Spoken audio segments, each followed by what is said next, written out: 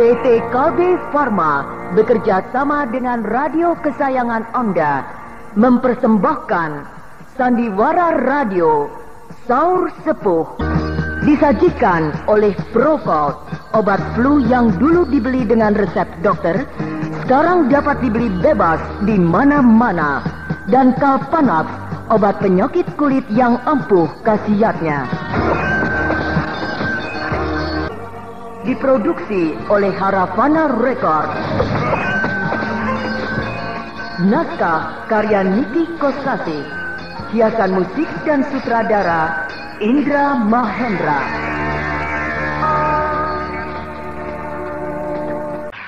Tadinya saya tidak percaya ketika mendengar cerita si Gandong tentang adanya seorang manusia yang menunggang burung Raja Wali Raksasa. Si Gandong? Iya, si Gandong yang menceritakannya kepada saya. Kenapa kau menjadi tegang? Dan jadi gugup sekali. Bapak Ragupta, ya. Ada hubungan apa dengan si Gandong? Oh, dia murid saya.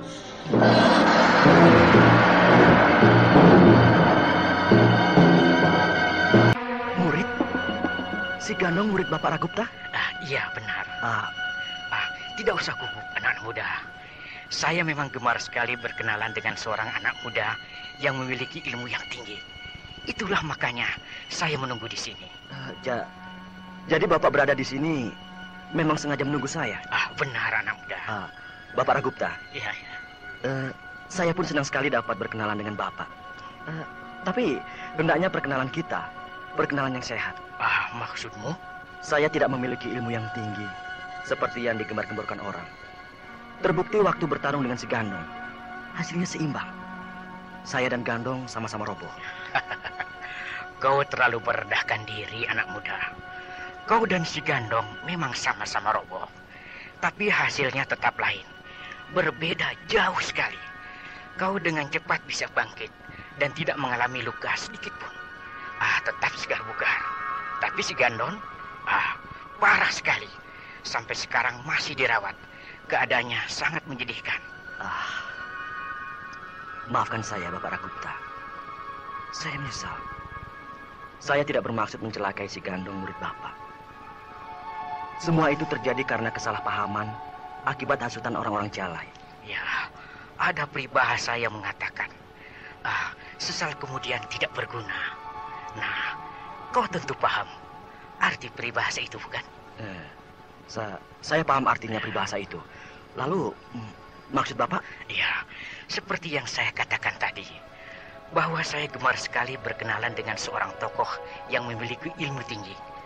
Apalagi seorang asing yang datang dari negeri yang jauh. Bapak Ragupta, saya tidak mau menanam bibit permusuhan. Saya ingin persoalan ini dicukupkan sampai di sini saja. Aku juga tidak senang mencari musuh. Melainkan aku hanya ingin berkenalan belaka. Barangkali mudah-mudahan aku bisa mendapat pelajaran tambahan. 1 atau 2 jurus tentang permainan yang hebat dari orang Jawa Dwipa. Jangan merasa sungkan dan jangan terlalu merendahkan diri. Nah, berdirilah di lembah Sangfo ini. Tempatnya luas dan leluasa. Lagi pula tidak ada orang lain selain kita berdua. Jadi tidak akan ada yang mengganggu permainan kita. Marilah, kita saling tukar pelajaran. Iya, apa boleh buat. Meskipun saya masih dangkal dalam hal permainan jurus, tapi saya akan mencoba untuk mempertahankan diri. Bagus, mari kita mulai. Baik. Sebelum kita mulai, ada baiknya kita saling memberi hormat. Maksudnya, supaya permainan kita adalah permainan yang jujur dan bersih. Jadi bukan permainan yang licik dan kotor. Iya, saya setuju. Ya. Aduh, gila. Dia membukukan badan menghormat padaku. Tapi anggukan kepalanya yang disertai tubuhnya yang membungkuk mengeluarkan angin pukulan yang hebat. Angin kibasan yang mengandung tenaga dalam yang sangat kuat. Aku harus hati-hati. Tenaga dalam Bapak Ragupta itu sudah mencapai tingkat yang sempurna. Hanya dengan kibasan angin saja, aku hampir terjengkang ke belakang. Sudah siap, anak muda? Sudah. Mari kita mulai. Baik. Hup! Ya! Hup! Ya!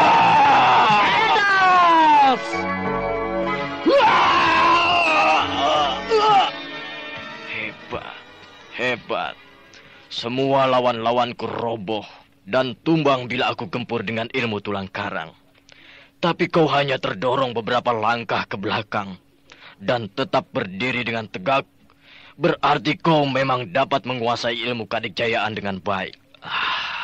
Sekarang mari kita tingkatkan dengan ilmu kadikjayaan yang setingkat lebih tinggi dari yang tadi. Sudah aku katakan bahwa aku bukan orang yang hebat. Aku hanya punya satu saja, yaitu ajian tapak saketi.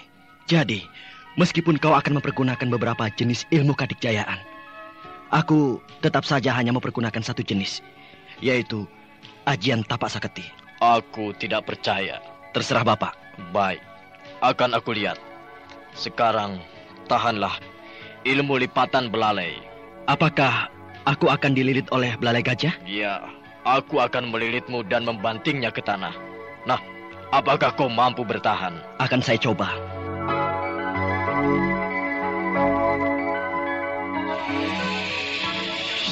Ya.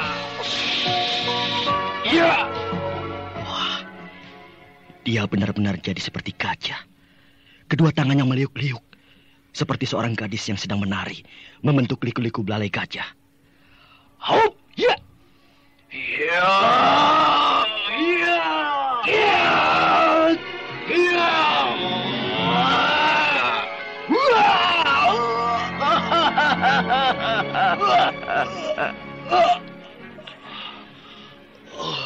Hebat sekali daya tahanmu, anak muda. Aku memang berhasil melilitmu, lalu mengangkat tubuhmu, kemudian membantingmu ke tanah. Dan kau terbanting keras sekali. Tapi kau masih bisa merayap, bangun, perlahan-lahan berdiri.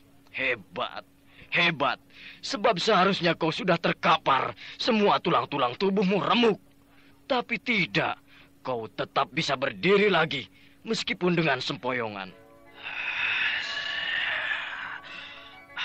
Ya, kau kuat sekali, Bentar. Baik, sekarang tahan ilmu angin kering menyapu padang.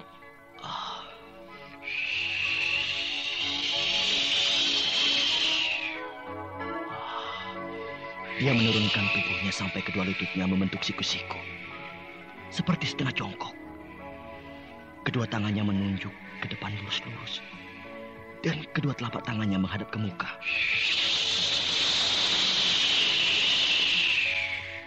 Hah? Panas! Hah, panas sekali. Kedua telapak tangan Ragupta mengeluarkan api.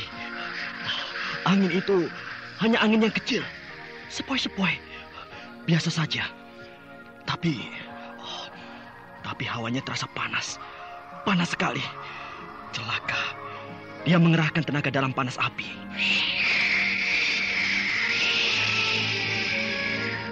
Aduh, panas, panas sekali. Aduh, panas, panas, panas sekali. Panas. Aku harus bersemedi untuk melawan hawa panas ini. Kau mau bersemedi untuk melawan ilmu angin kering menyapu padang? Percuma, Bentar. Ilmu angin kering menyapu padang adalah ilmu bara api yang paling ganas. Kau tidak bisa melawannya dengan bersemedi. Panas. Aku tidak kuat. Tubuhku rasanya seperti dibakar api yang amat panas. Panas. Aku tidak sanggup melawannya dengan bersemedi. Panas. Sebentar lagi kau akan gosong. Tubuhmu hangus.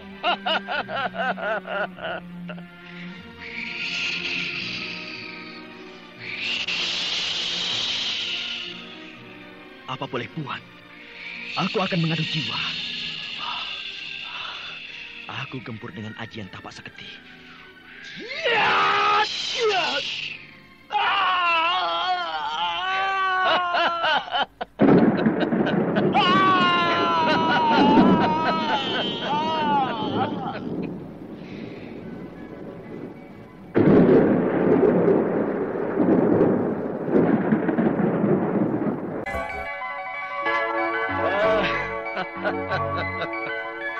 Bukan main.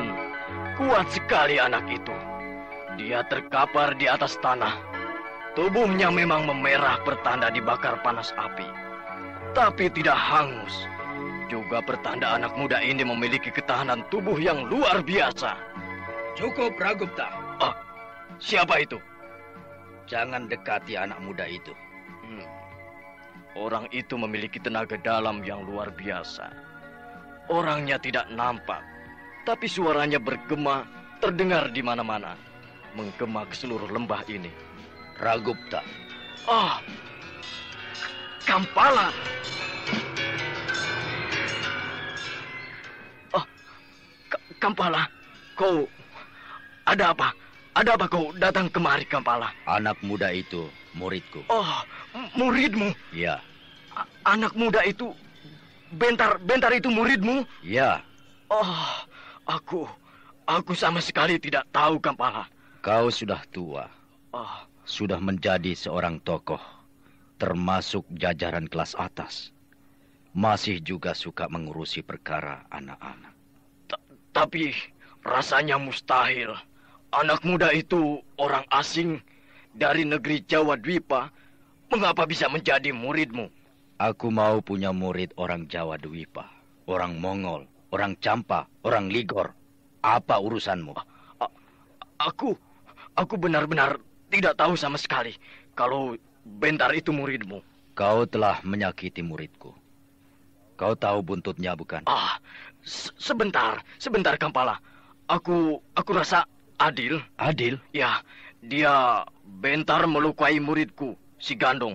Jadi adil kalau aku memberikan sedikit pelajaran kepada si Bentar. Murid dengan murid, guru dengan guru. Itu baru namanya adil. Bagaimana, Ragupta? Kenapa kau diam? Kampala, meskipun kau seorang biksu yang terkemuka, tapi kalau kau akan memberi pelajaran kepadaku, aku tidak akan mundur. Baik, bersiaplah. Iya. Kabarnya kau sudah berhasil menciptakan ilmu yang baru, yaitu ilmu badai salju. Nah, coba kau perlihatkan. Apakah ilmu ciptaanmu badai salju bisa mengungguli ilmu ciptaanku, ilmu salju menyiram bumi? Kau memaksa aku, Kampala. Iya. Ya.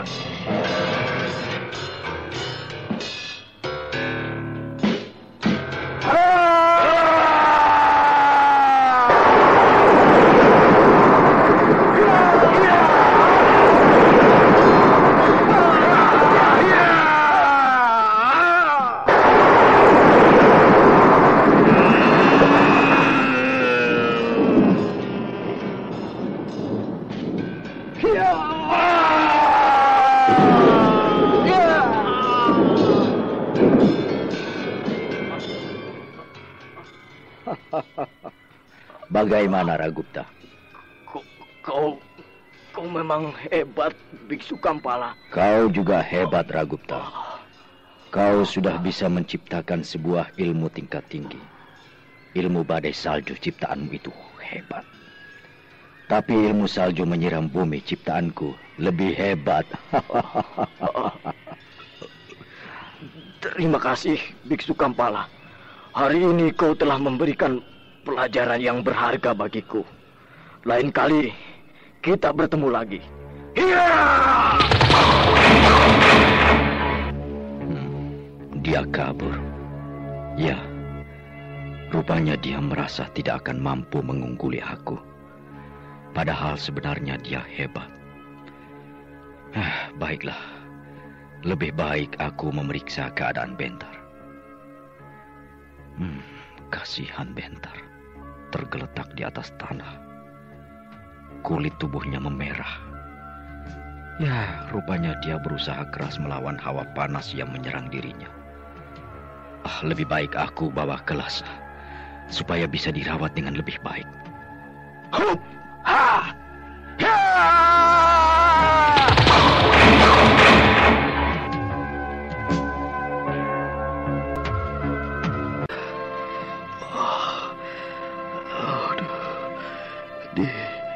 Di mana aku ini? Kepalaku pusing. Pandangan mataku menanar. Badanku rasanya tidak enak. Aku demam. Bentar. Paman Biksu Kampala. Kau pingsan cukup lama. 1 hari 1 malam. Ini asrama para biksu di Rasa. Saya sudah berada di rumah paman, di asrama para biksu. Ya, aku menjemputmu ke lembah Tsangpo. Rupanya paman biksu datang di saat saya sedang bentrok dengan Ragupta. Ya. Paman, orang itu terlalu hebat. Saya tidak ada apa-apanya dibandingkan dengan dia. Kau sebenarnya Bentar, sebagai seorang pemuda yang berusia belia, bila dibandingkan dengan anak-anak muda lainnya yang sebaya dengan kamu, kau termasuk yang paling tinggi. Tapi untuk bisa sejajar dengan para tokoh tua yang sudah punya nama, ya, memang kau masih ketinggalan. Kau harus lebih banyak menimba pengalaman dan meningkatkan ilmu kesaktian. Ya, Paman. Dan ternyata ajian tapak saketi tidak mampu menandingi ilmu badai salju ciptaan Ragupta. Ya, sebab kau masih dangkal. Seandainya saja yang bertarung dengan Ragupta adalah Panglima Ringkin, maka dia yang akan menang. Sebab Panglima Ringkin menguasai ajian tapak saketi yang sudah menjadi tingkat yang sempurna. Ya, betul Paman Biksu. Saya ini agak malas kalau disuruh mempelajari ilmu kedikjayaan. Selalu ogah-ogahan. Juga kalau Ayahanda Brahma almarhum atau Paman Panglima Ringkin menyuruh saya mempelajari ilmu ajian tapak saketi, saya melakukannya tidak dengan sepenuh hati. Sehingga hasilnya pun tidak matang, amat dangkal. Aku tahu, kau lebih tertarik kepada ilmu tata negara. Ya, kurang berminat mempelajari ilmu silat ataupun ilmu kedikjayaan. Tapi mulai sekarang, ada baiknya kau bersikap dengan sungguh-sungguh mempelajari semuanya. Baik ilmu silat biasa ataupun ilmu kedikjayaan. Sebab ayahmu Brahma Kumbara sudah tidak ada. Jadi, siapa lagi kalau bukan kau yang harus melanjutkan kehebatan ayahmu Brahma Kumbara? Ya, Paman. Adikmu putra kandung Brahma yaitu Pangeran Wanapati. Agak sulit diharapkan. Sebab nampaknya dia lebih suka mengurusi perihal mengelola roda pemerintahan. Dan itu tidak bisa disalahkan. Sebab dia memang seorang raja yang harus lebih mencurahkan perhatiannya kepada urusan kerajaan. Benar, Paman. Rai Prabu Wanapati sama dengan saya. Lebih condong kepada hal-hal pengetahuan ilmu tata negara daripada perihal ilmu silat dan ilmu kedikjayaan. Tapi harus ada salah satu yang melanjutkan sepak terjang Brahma, menjaga jagat dari angkara murka. Nah, harapan itu ada pada dirimu. Jadi kau harus berusaha untuk menjadi manusia yang lengkap seperti Brahma. Rasanya terlalu mustahil untuk bisa menyamai Ayahanda Brahma Kumbara, Pak. Tentu saja. Tapi untuk bisa mendekati kan bisa. Ya, Paman. Paling-paling, saya hanya bisa mendekati kehebatan Ayahanda Brahma. Paling tidak terlalu jauh perbedaannya antara saya dengan Ayahanda Brahma. Nah, itu yang aku maksudkan. Tapi, Paman, kakak saya, yaitu Kak Garnis, hebat sekali. Dan dia amat berminat dalam hal ilmu kedikjayaan. Nah, apakah ada harapan itu tidak bisa dilimpahkan kepada Kak Garnis? Garnis seorang perempuan, Bentar. Bagaimanapun juga, sepak terjangnya terbatas. Sebab ada peribahasa yang mengatakan, perempuan langkahnya pendek. Nah, kau pasti paham akan maknanya peribahasa itu. Ya, Paman. Lagi pula aku lihat, Garnis wataknya hampir mirip dengan bibimu Mantili. Iya, memang benar. Kak Garnis mudah marah. Dia penaik darah. Nah, itulah. Sulit sekali menggantungkan harapan akan lahirnya seorang pengganti Brahma. Harapan satu-satunya hanya ada pada kamu. Ya, Paman. Aku akan merawat dan mengobati luka dalam yang kau derita akibat pertarunganmu dengan Ragupta. Setelah sembuh, aku mohon dengan sangat, kau mau mempelajari apa-apa yang aku berikan dengan sepenuh hati, bersungguh-sungguh. Saya berjanji, Paman. Saya akan mempelajari semua yang Paman berikan kepada saya dengan sepenuh hati. Bagus. Kau tahu meningkatkan diri ke dalam tahapan paling sempurna pada ajian tapak saketi. Tahu, Paman Biksu. Sebab memang sebenarnya saya tahu tata cara penyempurnaan ajian tapak saketi. Tapi karena tidak berminat itulah, saya tidak pernah melakukannya. Sehingga sampai sekarang, saya tidak pernah sempurna di dalam penguasaan ajian tapak saketi. Sekarang aku minta kau menyempurnakannya. Baik, Paman. Saya bersedia. Bila demikian, tidak ada masalah. Aku memberikan ilmu pasangannya. Ilmu pasangannya? Ya. Apakah Paman Biksu Kampala bermaksud melakukan penggabungan dua buah ilmu kekejayaan? Ya. Ketika aku berkelana mencari ayahmu, mengembara menjelajahi tanah Jawa Dwipa, berkali-kali aku bertempur dengan tokoh-tokoh di sana. Semuanya itu menambah perbendaharaan yang bermanfaat bagiku di dalam kegemaranku menciptakan ilmu kesaktian. Terutama ketika aku memasuki wilayah kerajaan Madangkara, aku digempur habis-habisan oleh jago-jago Madangkara. Bahkan sebanyak 5 kali, aku bertarung dengan para jawara. 5 orang jawara Madangkara. Semuanya mempergunakan ajian tapak saketi. Ya, memang. Para jawara Madangkara dibekali ajian tapak saketi. Benar. Dan hal itu mendatangkan keuntungan bagiku. Keuntungan? Ya. 5 kali bertarung dengan lawan yang mempergunakan ilmu yang sama membuat aku menjadi hafal. Paman benar. Ibarat diberi pelajaran yang sama sebanyak 5 kali, maka lama-lama menjadi hafal dan mengerti. Akhirnya aku tahu benar di mana letak kelemahan dan kekuatan ajian tapak saketi. Iya. Setelah aku kembali pulang ke sini, maka aku langsung menciptakan sebuah ilmu. Ilmu itu aku peruntukkan untuk melengkapi ajian tapak saketi, sekaligus menutupi kelemahannya.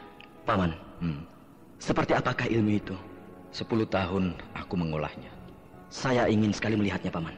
Ilmu pasangan ajian tapak saketi itu aku beri nama ajian tapak selaksa. Ajian tapak selaksa? Ya. Paman Biksu orang sini, tapi Paman memberi nama sebuah ilmu dengan nama bahasa Jawa Dwipa. Karena semua sumbernya aku dapatkan di negeri Jawa Dwipa. Saya kagum kepada Paman. Perjalanan Paman ke negeri Jawa Dwipa tidak sia-sia. Berhasil menyadap beberapa jenis ilmu. Sehingga ketika pulang ke sini, Paman membawa oleh-oleh segudang ilmu. Ya, dan cita-citaku ialah menggabungkan 2 buah ilmu kedikjayaan, lebur menjadi satu, yaitu ajian tapak saketi dilebur menjadi satu dengan ajian tapak selaksa. Paman, bagaimanakah wujud dan sifatnya? Marilah kita pergi ke Padang Sabana, di sebelah selatan Lhasa. Baik, Paman.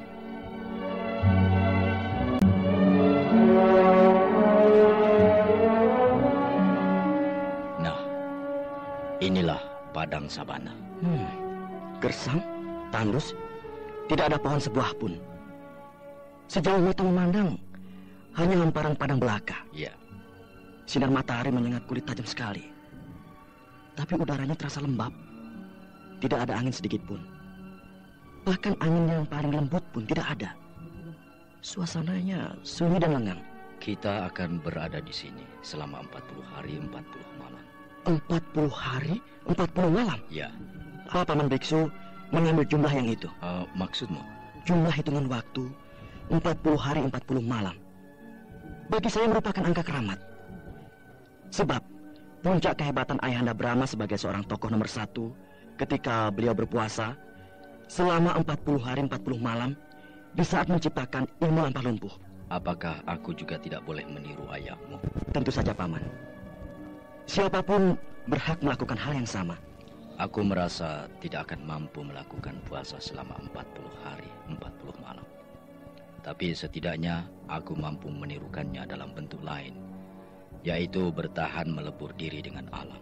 Jadi, maksud Paman, kita akan tinggal di sini tanpa tenda dan tanpa pelindung sama sekali selama 40 hari 40 malam itu? Ya, siang dan malam kita akan berada di alam terbuka, melebur diri dengan keganasan alam sambil berlatih terus-menerus tanpa berhenti. Ya, kalaupun berhenti hanyalah untuk makan dan minum. Ya, Paman. Kedua kaki saya tidak mendukung sama sekali. Saya merasa badan saya jadi ringan dan seolah-olah ada tenaga yang mau melemparkan saya ke atas. Itulah ajian tapak selaksa. Oh, benarkah, Paman? Itu baru bagian yang kecil. Ya, Paman. Lagi pula kau melakukannya jauh dari sempurna. Titik pusat kendali pada kedua telapak kakimu masih ngabur, karena kau belum bisa membagi titik pusat kendali menjadi dua bagian yang memiliki kekuatan yang sama. Sukar sekali, Paman. Selama saya dari mulai bisa menggunakan ajian tapak saketi, sekalipun belum pernah melakukan perihal yang seperti ini. Hasilnya malah jadi kacau semuanya. Kalau kau sudah dapat melakukannya dengan sempurna, maka di dalam ajian tapak saketi akan mengandung kekuatan lain yang menunjang kedahsyatan daya gempurnya. Dengan demikian, kekurangan yang terdapat di dalam ajian tapak saketi dapat ditutup oleh ajian tapak selaksa. Ya, Paman. Nah, kau harus berlatih dengan keras, melakukannya berulang-ulang. Ya, Paman. Sebab dalam perkembangannya nanti, kau bukan hanya harus dapat membagi titik pusat kendali kepada kedua telapak kaki saja, tapi ke seluruh tubuh, sesuai dengan kebutuhannya. Dan tanpa melepaskan titik pusat kendali yang utama, yaitu di kedua kepalan tinju. Ya, Paman. Dengan begitu, ajian tapak saketi sudah lebur menjadi satu dengan ajian tapak selaksa, menjadi bentuk yang lain. Namun tidak menghilangkan ciri utama dari ajian tapak saketi. Ya, Paman. Nah, mari kita mulai lagi. Baik, Paman. Bagus sekali, Bentar. Ternyata kau memiliki bakat yang besar untuk menjadi seorang pendekar yang dapat menguasai ilmu kedikjayaan tingkat tinggi. Ya, tidak seperti yang selama ini diragukan oleh orang-orang, bahwa kau seorang kutu buku yang tidak akan mampu menguasai ilmu kedikjayaan tingkat tinggi. Semua itu berkat Paman Biksu Kampala yang menggembleng saya tanpa kenal lelah. Usahaku akan tetap sia-sia bila kau sendiri tidak membantunya dengan kesungguhan hati. Ya, Paman. Sekarang, ayo, kita pulang. Baik, Paman. Bentar sudah pergi meninggalkan Yaye dan Pangeran Bikram beserta para pengikutnya yang setia di dataran Timpu. Dan selanjutnya, Bentar pulang ke Madangkara.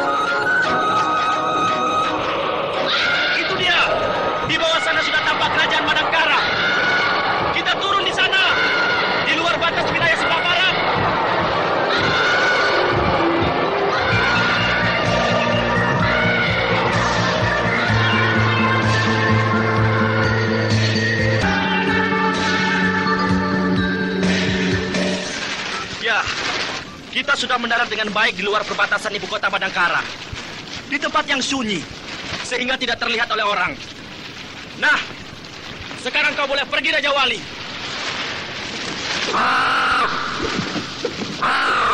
Terima kasih atas kebaikanmu.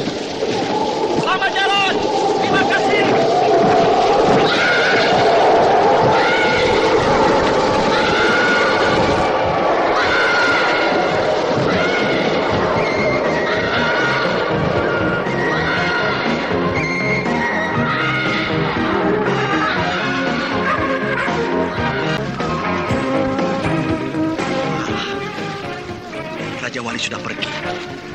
Baiklah. Aku juga harus berjalan terus memasuki ibu kota Madangkara. Lama sekali aku meninggalkan Madangkara. Rindu sekali rasanya.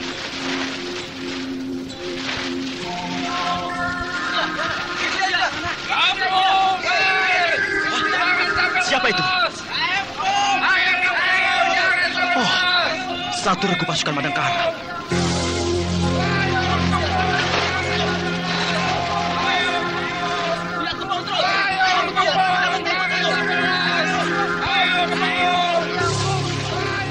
Loh, kenapa mereka mengurung aku? Kenapa sikap mereka seperti itu? Hei, kalian pasukan Madangkara? Ya, kami pasukan Madangkara. Kau kepala regu? Ya,